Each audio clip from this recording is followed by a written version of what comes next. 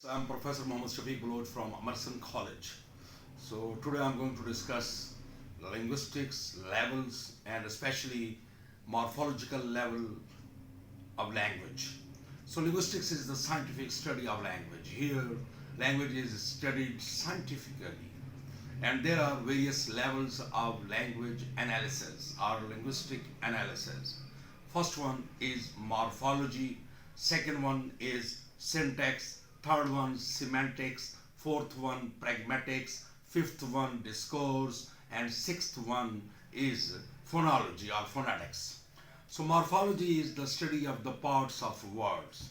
Syntax, in syntax we study the combination of words, how the words are combined in language, what grammatical rules are followed there. And semantics is the study of meaning in language. What is the meaning of a word in a language, in some dictionary?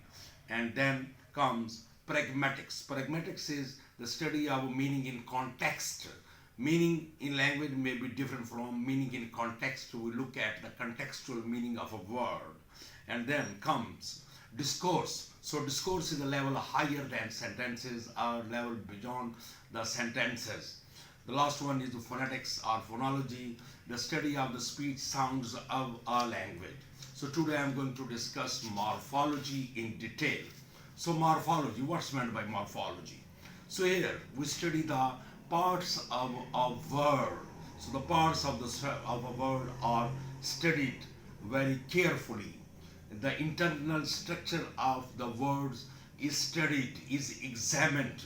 So basically there are three parts of a word. We find that sometimes there is the prefix, then root or stem, and the last one is a suffix. So suppose, for example, we say that unavoidable. Un is prefix, avoid is root or stem, or able is suffix. So prefix is is a part of a word which comes in the beginning of a sentence, and suffix is the part of a word which comes at the end of a word. So prefix and suffixes both are called affixation. So we find that.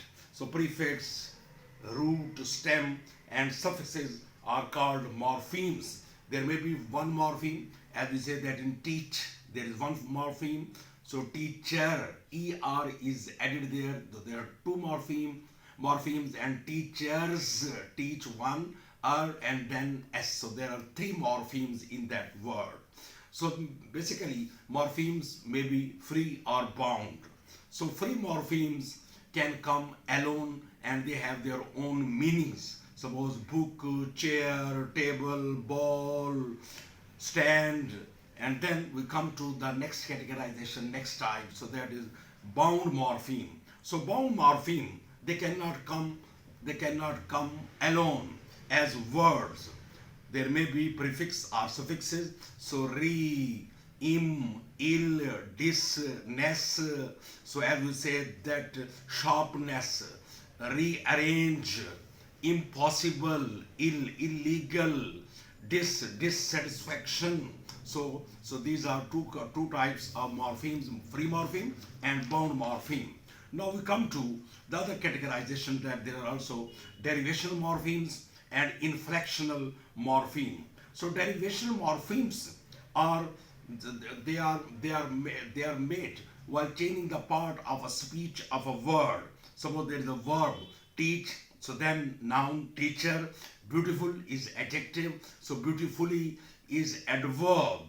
So inflectional morpheme, so they describe the syntactic or the grammatical property of a word. Sometimes there may be singular, plural, possession, comparison, or tenses. For example, if I say girl and then girls, so here I am changing from singular to plural.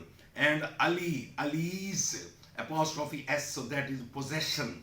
And then sometimes there is also ed at the end of a word. Suppose killed, ed, so then kill, present tense, and killed, past tense is there. And sometimes they can also be used as comparison. So we say that small, smaller, so that the comparative degree, er, and then small, less, est, that is the superlative degree. Now, at the end of this video, I come to the word formation process.